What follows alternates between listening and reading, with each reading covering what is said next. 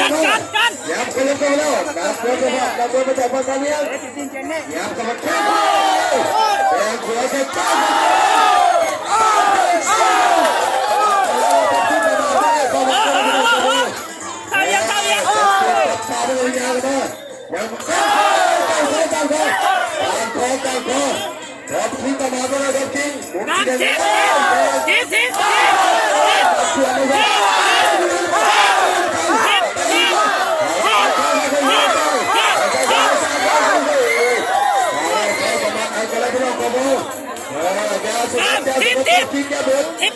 เป็นมักกระจับผู้ใดมักกระจับนั่นมาเทนเลยมักกระจับมาเทนลดนั่นมาเทนผมที่นั่นขมุบ้างก็ขมุบ้างผู้บ่าวชุดก็พี่น้องคนเราผมที่นั่นแค่ใส่แค่ขวาอันตรายหลายนะนัดเน้นมาแล้วผมที่นั่นนัดมวยไข่ประมาทได้จับตัวดันได้นะ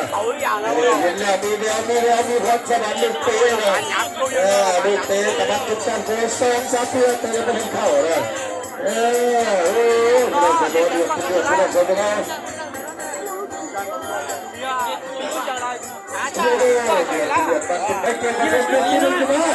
อย่าไปแล้วกันมาจากพระจันทร์นะไม่จะฆ่าคนเดียวเป็นลูกเตะตลอดอะไรพวกที่มาบ้าก็ได้นะ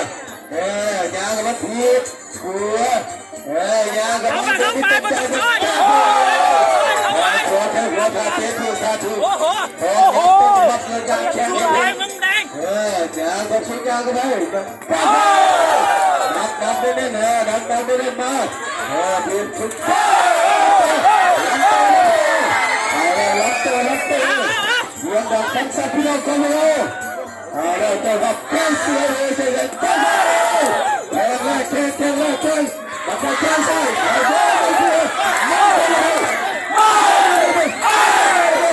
ันไปจะอยู่เลยมาใจดูมัน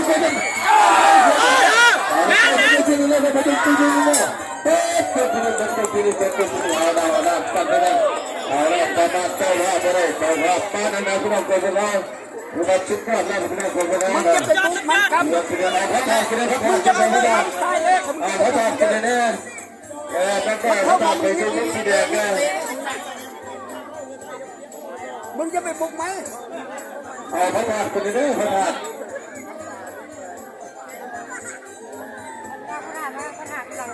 วัฒนห้องน้ำกินแดงวัฒนกินแดงวัฒนนักกีฬาเนี่ยตั้งใจของเขาต้องเทียบนะวัฒนที่หลังตู้รถไถเพี้ยตรงนี้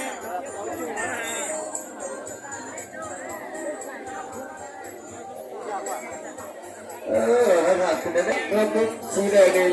แค่เนี่ยอันตรายเลยนะมาบนเกมที่สองไทยซีโนไฟพี่น้องของเราเสียงนะครับดังขึ้นมาเวลามาหมดแล้วนะมาบนเกมที่สองลงโดยคู่ที่สองมาไทยซีโนไฟที่ไปดับตาไปเลยพี่น้องของเราอย่ามาลับกลับมาจากมาทำเรื่องกันโดยเฉพาะคนของเราเป็นเงินเป็นเรื่องเอาเป็นนักเอาเป็นนักไล่นะยางเข้ามากลับยางเข้ามาแล้วขยับเข้ามายางเข้ามาผมคิดจะคอยยางเข้าไปขยับไปเรื่อยๆไปเชื่อเข้าไปไปเชื่อเข้าไปเรื่อยๆเข้ามาจับตัวแข่งขัวมาได้ทุกแข่งเพื่อเช้าเตะตัวจับไปก่อนเตะตัวจับไปกันขาที่มาหาเลยด้วยเอาละขาที่มาหาเลยด้วยครับทีจะกัดพี่ได้เลยครับทีใส่ไว้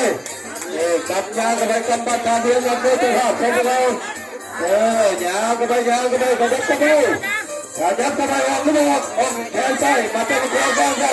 มาเดี๋ยวมันจะยังไง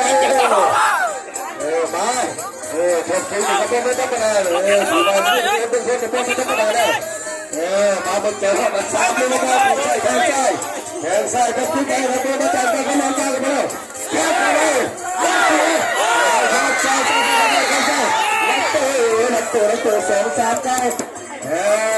เจ้าภาพมันจะได้เจ้าภาพที่มุกเสียยางกันมาแล้วยางกันมาสับตัวแขนซ้ายหลุดยางกันแล้วนับตัวมาจากเจ้าภาพคนเรากลับมาจากปัตตานี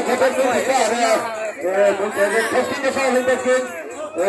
นักบอลคือว่าคือว่าสุดยอดเลยพี่น้องผมว่าแล้วกันนะลูกเตะก็โคตรเขาตั้งแพ้แล้วพี่น้องผมว่ากรรมการชี้ด้วยแล้วเป็นจะมาตั้งคอเนี่ย